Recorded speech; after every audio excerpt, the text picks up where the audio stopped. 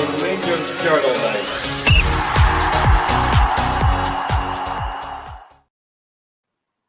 Hello, everyone, and welcome to tonight's episode of the Rangers Journal. Well, I'm delighted to be joined by a star of plays, of cinema, amongst other things. It is the stage Best Actor winner, Scott Kyle from Singin. I'm no a Billy, he's a Tim. Scott, pleasure to have you on the Rangers Journal. How are you, mate? I'm very well, thank you, and thanks for having us on the show. So I'm delighted to be here. Yeah, it's great to have you on. Look, if you're watching this at home and you, like me, you follow a lot of Rangers pages, you'll see pretty much everywhere things about Singin. I'm Noah Billy, he's a Tim. I've been super curious about it for a while, so we thought it'd be great to get Scott involved and have a chat about exactly what this is and I guess where we can see it. So Scott, talk us through a little bit about, I guess, the synopsis or the kind of storyline without giving too much away. So I'll give you a wee bit of background on it. The idea for the play was actually written during Euro '96, so it's gone back a while. Right. Des Dillon is a Coatbridge author, and he was asked to do something for Euro '96, and I think it was maybe like a lunchtime thing, and they were looking for something quite light. And what Des wrote wasn't probably what the BBC were looking for, because there was a lot of swearing and stuff in it. I came across it in a library, a local library, many years later, because Des had put it in a drawer and kind of forgot about it. And I found the play, and I was sitting reading it. Now, the concept of the play, it's a Rangers fan and a Celtic fan who find themselves locked up in the same prison cell on the day of the Old Firm match. Right. And what happens is their wives have went out and taken every penny they can beg, borrow and steal, and they've put it on their respective team to win the game. And if they win the game, they'll go and collect the winnings from the bookmakers and pay the fine, and that person will get out of the jail. So that was based on a true story. Des says it happened in Coatbridge one day. It doesn't surprise me. They rounded up all the fans, and the wives were going around trying to get the fine money. So he thought it'd be quite funny to put in a play. So they're in the prison cell together, the two lads. And as they persuade the turnkey, so Harry's the jailer. He's the man in charge with the keys to the cell, and they persuade him to allow turns each of watching the TV through the prison cell hatch. So taking turns each, and obviously as the match unfolds, the stakes are getting higher, but also as the guys are watching the match, they start to get a wee insight into Harry's world, the turnkey, and what's going on in his world is he's waiting on a phone call about his grandson who's in for a big operation and he's ill. And as the guys are taking turns each, they start to see the journey Harry's on, and when the news isn't too great and he's breaking his heart, the two boys start to kind of put some of their differences aside to try and support him. You know, when he comes into the prison cell and he's getting a bit upset, the boys kind of come together to try and support him. So it's a magical piece of theatre. It's a great story, very, very funny, very powerful in terms of the message in it, and a great night out of the theatre. So yeah, you will not be bored with this. It's 90 minutes of absolute entertainment. I think, now you've explained it a little more, I do think there seems to be so much to this. You know, it's a kind of two people's journeys, blinkers on, and then they come into an environment where those blinkers are somewhat taken off and they're kind of opened up, and the context of life kind of helps them perhaps have a dialogue or a conversation. I hope it's along that lines, because it sounds really interesting to me. I'm right in thinking, Scott, that this is the 20th year anniversary, and this is it's been a smash hit for years. Yeah, so as I say, I found the library, the play in a library almost 2 decades ago. And we put it on in a local pub, because none of the theatres would entertain us. We're just 3 drama students with this play. And we all the place we get it on was working men's clubs, you know, kind of snooker halls and back rooms. But over the course of 5 years, we built the biggest show in Scotland. It took over £1 million at the box office in the theatres when we eventually got in. And it was the toast to Scottish theatre. I lost the rights to the show. Des, the writer, decided to take the rights and do it on his own. So I went away and I did Outlander, and I did Kajaki, the war movie, and I did Angel's Share, and I did various other stage projects which took me all around the world. I was in Milan doing Romeo and Juliet. I was in Finland doing plays. So and then the chance to take the play back came again with the 20-year anniversary, and I phoned the guys that started it with me almost 2 decades ago, and I said, "Do you fancy doing it again, you know, all these years later?" And they said, yeah, absolutely. So it's the original gang back together again. We're a bit older, you know, kind of. We're now in our 40s. When we first did this, we were in our 20s. So it's great fun. And we've already done London. We sold out London. for 2 weeks. We did Belfast, get standing ovations in London, standing ovations in Belfast. And to be honest, we're even better at it than we were the first time round, because we've got, you know, a bit even more craft than we had the first time. We're all older actors. We've got more shows under our belts, so we're squeezing even any more out. And you said it, we won an award the last time. We won the Stage Award for Acting Excellence the last time, so, and that was at the Edinburgh Festival. So we're kind of going back to try and defend our title, maybe pick up another award. And that's at the Fringe. You're playing at the Fringe. Yes, we're playing in the Edinburgh International Conference Centre, Wow. and a 400-seater, and we're there for 24 dates. So there's a lot of seats. There's going to be a lot of eyes on this show. It's one of the biggest venues at the Edinburgh Festival, so it's incredible. Last time we played it 10 years ago, we played to 100 people a day. So it's a lot more eyes, a lot more people coming to see it in Edinburgh this year. So very exciting. Superb. And you said that you picked this up in a library many years ago, and it kind of called out to you something within it. And at that point, did you kind of know this is something that it could be something really amazing? Once people kind of almost take the football side, maybe is the catch, right? People say, "Oh, that's my team, let's get involved," but then it actually means a little more. And you know, you kind of saw that as a great opportunity, or. Yeah, well, I was a drama student who left college. I set up my own theatre company to create my own work, and I found this play. And I grew up as a Rangers fan, and I shared the room with my older brother, who's a Celtic fan. So we had the line down the middle of the wall had Celtic posters on one side and Rangers on the other. So when I started reading the script, and I was reading the banter, and I was reading the kind of subtext of the lines, and the never giving an inch in the arguments and all this kind of stuff. Yeah. And I was like, that's what it's like. I said, I've never shared a prison cell with somebody, but I shared a room with my brother for long enough that I've got that kind of experience of being in close quarters with somebody who's got very different opinions. So yeah, I picked up the script and I went, why has this not been all over Scotland? This is an incredible show. And we set about putting it on. And as you kind of touched on there, as we got to know the play and know the script and understand the story, there's much more to it than just a set of tops. I mean, we did the show in Belfast, and one of the audience members said it was amazing that they go to the theatre and they see so many big fancy lights and sets and all that stuff, and in this one it's two tops in conversation. Do you know what I mean? So it's 90 minutes, and you're laughing, dancing, singing, and crying all the way through it. There's so many. It's a roller coaster ride. So it's a brilliant piece of theatre. Oh, well, I'm definitely going to get out to see it. 100%. I'm going to check the dates after this. I'll tell you what, we'll put a link in the description below to for those that do want to get tickets, because I have a feeling this is going to sell out wherever it goes. You mentioned there a bit about your upbringing. I've got to ask what that was like, having, you know, your brother supporting one side of the city and you supporting the other. Obviously, I'm glad you support that side of the city, but what was it like? And you referred to it as a bit of a prison cell, but I'm sure you can relate to the play in kind of more ways than one. Yeah, certainly. I mean, as I say, that I think even growing up, we grew up with a kind of single mum who was always out working 3 jobs to pay the bills. So we didn't get our allegiances from a dad or my mum or anything like that. So I think my older brother, I think he maybe had pals and they were Celtic fans. So he became a Celtic fan. And then I think just being the annoying wee brother, I just decided to go the other side. And then you would meet up with pals that were supporting your side of the team, and that you would go out in the street and play football with everybody. So yeah, but and be honest, we never got to go to games. We didn't grow up, as I say, with a dad that was taking you to football matches or anything. So we weren't frequenting the stadiums or anything. But we used to go to the pub, and our noses would be up against the glass window, watching kind of Andy Gorham saving Van Hooydonk's volley and stuff like that. If you're outside the pub, the kids at the pub door. So yeah, my first ever Rangers game I went to was 1-0 against Hearts, and Charlie Miller scored in the first minute. I'll never forget it. Come up the staircase, and just as I went in, he had scored.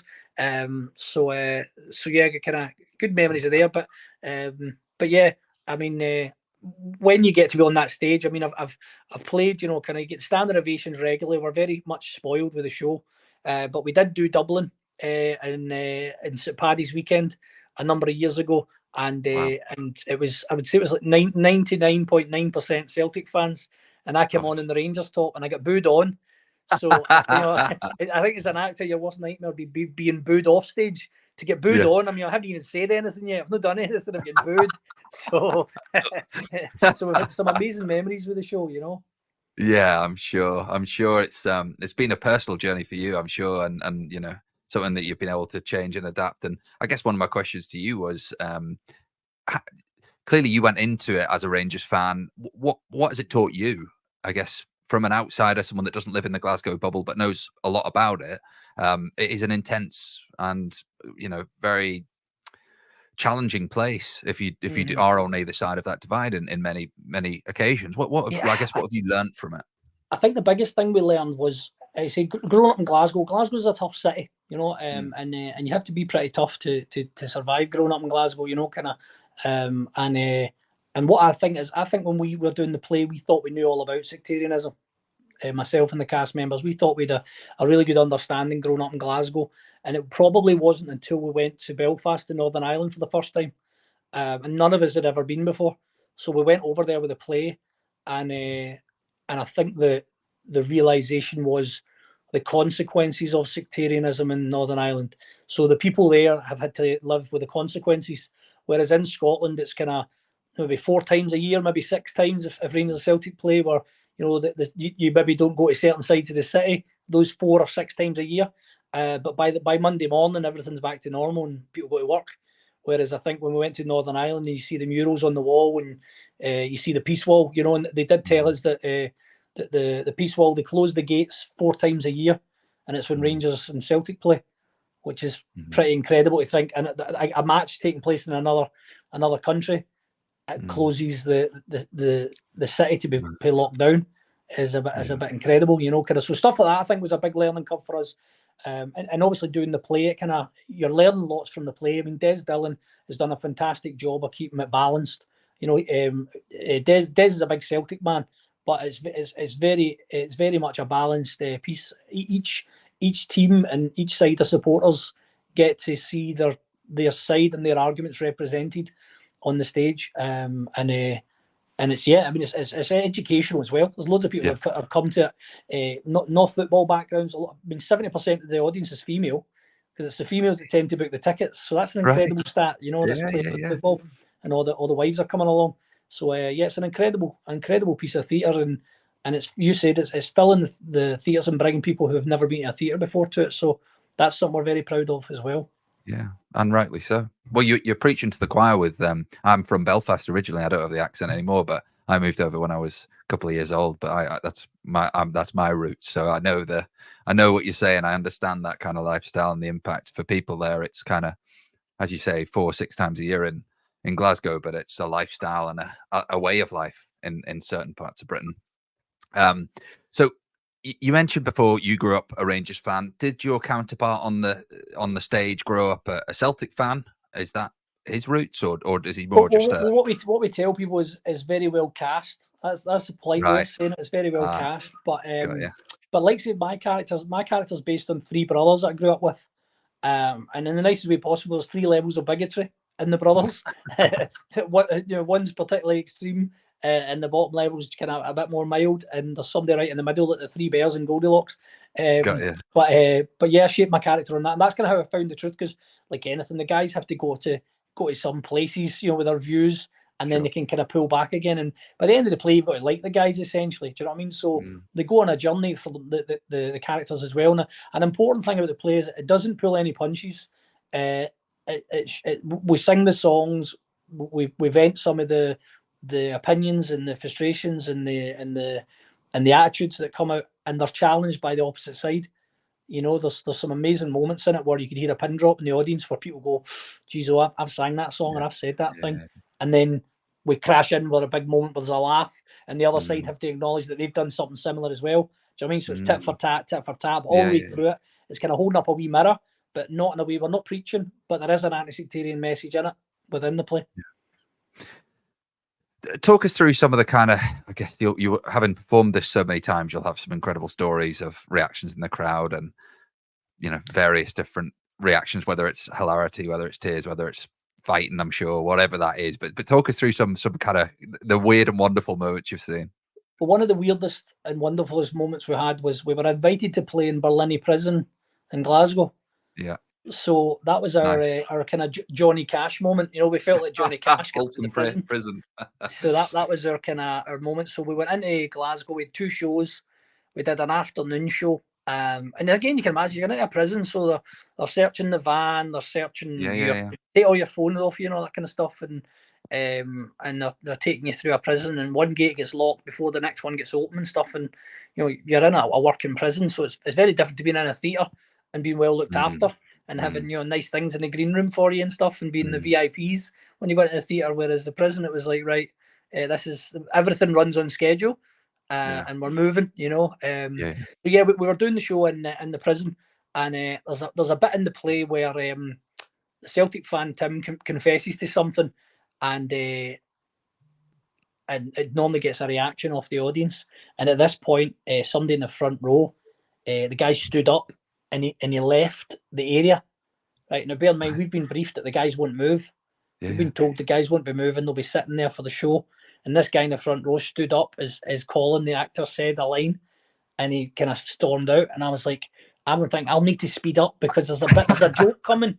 There's a funny bit coming. Lighten the mood. He stormed out in a huff. And he doesn't know that I'm about to smash a comedy line in here and have the whole place laughing their heads off. And before I got to that line, he came back in and took his seat, right? And then I delivered the line. And after I was chatting to one of the prison guards, and I says, my heart was in my mouth when that guy got up. And he says, "Oh, what, John? He was just going to the toilet. He wasn't. He wasn't. I thought he was really upset. I thought we were going to start a riot in the prison." Do you know what I mean? And, he's connected. The guy was just going for a pee. Do you know what I mean? So, that's something we also did. We did the lifers down in Greenock. Right. So we went to the Greenock prison, and we did that in front of the male and female prisoners. They brought them together for the show. So the only way I could describe that is they don't normally mix the male and female prisoners for obvious reasons, and on this day they did. And to describe it to you, it was like being in primary school, where the boys were trying to show off to the girls and the girls were trying to show off to the boys. So we had to let them have their wee bit of showing off. Then we get to do the play, because it was quite a big deal, them being together in the same room. Do you know what I mean? School disco vibes, yeah. Yeah. So, but we did Dublin as well, and we were on the Friday night, and Kevin Bridges was on the Saturday night, and we'd met Kevin at the Edinburgh Fest. The year we won the big award, Kevin phoned us up and invited us out for drinks, and we were out with Jason Byrne and all that kind of stuff, all the big comedians, Alistair McGowan and all that kind of stuff. It was a great night. And a few months later we were in Dublin and he was on as well, so we stayed over and we got a big night out in Dublin with Kevin Bridges, which was pretty awesome as well. So yeah, we've done some really good things with the show. Oh, good. Yeah, as I say, I'm gonna have a look after this and book on. There was also something else that I wanted to bring up, Scott, and it was something that I think when you and I connected on Twitter, you sent an animation across to me, and just out of curiosity, I clicked it and started watching it, and it was about the sort of moment when I think you'd just come off stage in Glasgow, and it was the last show before the play went back to the original owner. I believe, and it was amazing. I found myself just kind of watching this thing, and it was a really vulnerable piece from yourself that was actually quite hard hitting. So I don't know, is that available online for anyone to watch? So it's on YouTube. What that is, that's the opening chapter of my book. So 5 years ago, I started writing a book, and the idea was to try and share some of my journey and some of my experience. So as a kid, I was in foster care, and now as an adult, I'm actually a foster carer. So that journey's came full circle, which is a really interesting journey and story itself. But also the journey kind of going from being a latchkey kid in Glasgow to mixing on big giant TV shows like Outlander, meeting royalty, going to the BAFTAs and all that kind of stuff. It's one extreme to the other, kind of extreme poverty to seeing all the glitz and glam and the wealth of the entertainment industry. And then the pandemic coming and shutting it all down, and back to there's no work, there's not, all that's all gone. So that's all in the book. But when I started writing the book, the opening chapter is the night I lose the play. So we've been working on this show for 5 years, and we made enough money. I paid off my mum's mortgage, I settled all her debts. I decorated our house and everything, and the plan was to move out and set up home with my now wife Karen. And I won an award for the show, and we started putting my name on the posters. And I got an email from a lady called Diane Phillips, and she emailed me and says, "You don't know me, Scott, but I'm your wee sister." Now, when I was 3 years old, my dad took off and we never seen him again, and he went away and he had 3 daughters and a son. So I had 3 sisters and a brothers I'd never met. And they were all coming to the show this night to see the show. So it's a 3,000 audience. It's worth £50,000. It's a giant night in my life and in my career. And that was the night that Des Dillon decided to tell me to my face. He said, "I wanted to tell you to your face. I didn't want to send you an email." So he came to tell me after the show that he decided to take back his rights to his play and he wanted to do it himself. But it meant he took my business off me that night. I'd spent 5 years building the biggest show in Scotland. I just lost it. Now, in the book, I do a bit of self-reflection. I'm going, I didn't sew up the rights. I was only a young boy. I didn't know business-wise that I should have sewed up the performance rights for till the end of time. So that's the opening chapter of the book. Now, I had no idea when I was writing this book that I would get the playback. So the book's been, motoring on, and then I get the chance to take the show back for the 20-year anniversary. And I thought, what a great ending to the book is actually getting the play back. Do you know what I mean? Yeah. It came full circle. The same I was saying you with the kind of Foster journey.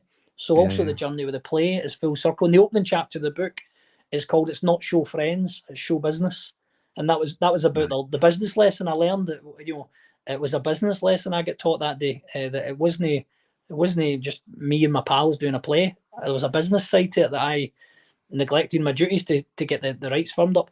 But the mad thing, we've been looking at working on the last chapter now, so we're at the end of the book again, and the people that I chose to do the play with again were my pals from college. So it's Colin Little that I did the play with the first time, and James Miller. And the last chapter of the book is going to be called "No, It Is Show Friends, It's No Show Business." Do you know what I mean? So it came full circle on that as well. So that's quite an interesting journey as well. So yeah, the animation is the opening chapter. So you get to watch you get to watch the book. Not many times you get to watch a book. So it's me telling the story with the animation to bring it to life. It's really worth a watch. Do you know? I think I just clicked it and what I wasn't sure what it was, and I found myself kind of quite glued to it, and it was really impactful. It definitely resonated with me. It was super. So look, we'll come back onto the play in a few minutes. I just kind of wanted to ask your, I guess, relationship with Rangers now. Are you an avid fan? Has the kind of play given you more context to life, or what do you say? When we were doing the play for the 5 years, there was even more investment in Rangers because it was part of my job. It was paying the bills. So the Rangers and Celtic matches and whoever won the league affected the show. What way the show was going. And then when I lost the show, there was a bit of pain there, and I didn't. It was hard to watch an Old Firm match. Still did, but it was hard to watch it because I knew that what we do when we're doing the show, we're watching the Old Firm game. We're trying to get material for the show. Sure. We're trying to look when Lennon and McCoy start fighting, we're going brilliant. That'll win the play. Yeah. Do you know what I mean? Stuff like that kicking off. So it got to the extent where you're watching it and you're thinking, oh, we would have put that in the play if I still had it. Do you know what I mean? So it was a kind of painful reminder. But obviously taking the show back, I'm sitting outside Ibrox or Parkhead or Hampden with a big van. I've got a van with a billboard on the side there. So again, back to it again, is I'm very much at the matches again, and it's a big part of my life again. And there's a positive side to that again because, I love the play. The play's amazing, and I'm a big believer in everything that happened for a reason. I think if I hadn't lost the play, I'd have still been doing it. I wouldn't have done anything else. Do you know what I mean? I wouldn't have done Outlander. I wouldn't have done the movies I've done and the TV shows. So it was the right thing to happen. But I think as Tom Cruise says in Cocktail, everything ends badly, otherwise it wouldn't end. There's a bit of truth in that. But yeah, so I was at, what was the last Rangers game I was at? I was outside Ibrox a few weeks ago before the season tied up, and it was a Hibs game and Rangers won 3-1. And I went into that. So I was sitting in the van outside, and one of my mates, John, came up and said, I've got a spare ticket if you want to come. So I ended up in seeing that. And then I was there a couple of weeks later for the Old Firm game, and nobody gave me a free ticket that one, unfortunately. No. There wasn't a ticket going. Yeah, well, you probably did right. It was a cracking match, but I mean, what's your take on the team at the minute? Talking about nuts and bolts of the Rangers team, it'd be good to get your take on what would you do if you were Phil Clement? I suppose what's really disappointing was how it fizzled out. We were so excited about the title challenge all along, and we're getting beat off at Dundee and dropping points like that to teams that we should be beating at the end of the season. I mean, if it went neck and neck with Celtic and you lost out to Celtic, then fair dues. Do you know what I mean? They've got more money at the moment. They're a stronger side, a stronger squad, but it was so disappointing. It was the manner of it to me. It was the manner. Do you know what I mean? It was the way, and things like Silver rolling about, and you've got all the fans there, and they would put their life on the line to win some of these matches, and you're just looking at the character of some of the guys and going, we need a bit more quality in there first and foremost, but also certain types of players that we want to attract.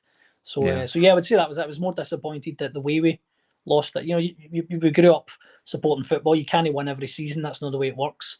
But there's a way. If you're going to lose, there's a certain way you'd prefer to lose, and it's no dropping points to, you know, kind of Wraith or Dundee and stuff like that. Do you know what I mean? So well, I think there's a big rebuild going on, so we'll see what happens. But I like the play. This isn't a there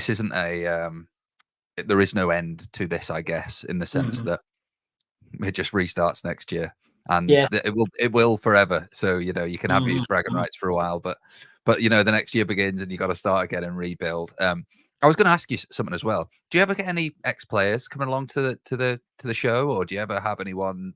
Yeah, Kind of, we had the late great Andy Gorham, the goalie, oh came along wow, to see it. He came to see it in Rutherford Town Hall many years ago. What we tend to do as well, there's a bit in the play where the jailer he reads out the names of all the prisoners whose fines have been paid.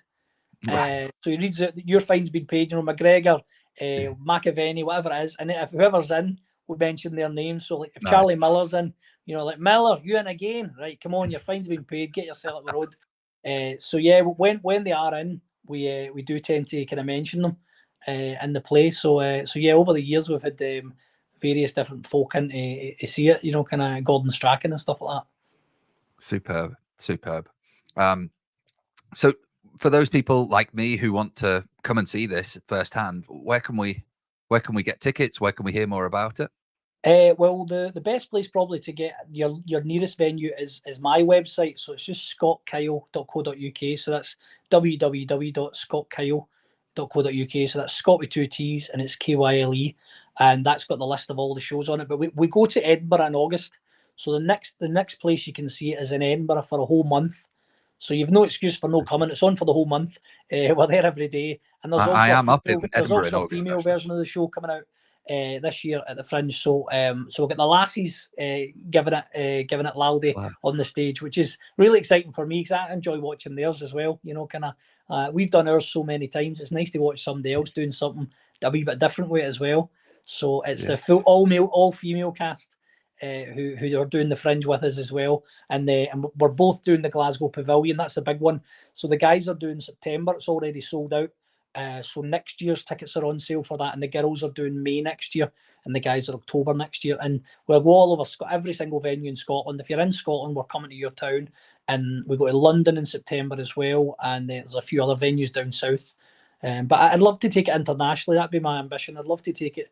I know there's a big Celtic convention in Las Vegas, and there's a big one in Florida for Rangers as well. So I know there's a Dubai supporters club as well. When you mind a wee holiday to Dubai. So if anybody there's watching from Australia or anything, they've got a supporters club. We're happy to come and do the show.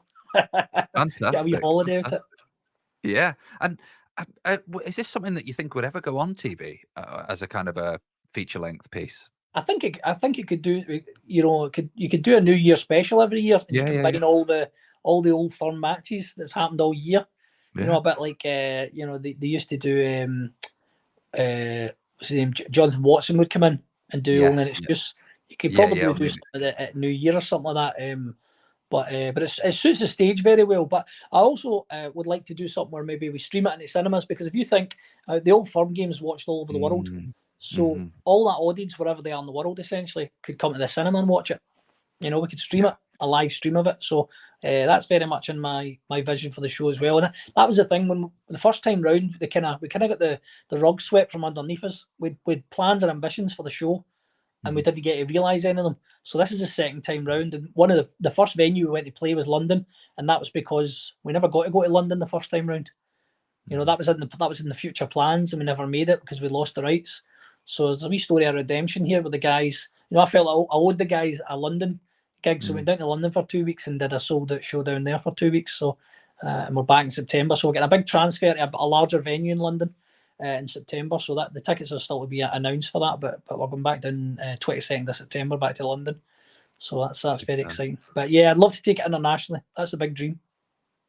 Well, it sounds like it's connects with people on multiple levels, and I think the Rangers Celtic hook. I mean, it's as you say, it's global. People know the rivalry, and then if there's a story beneath that kind of touches different levels and resonates with people on different levels, then it's going to connect with such a big audience.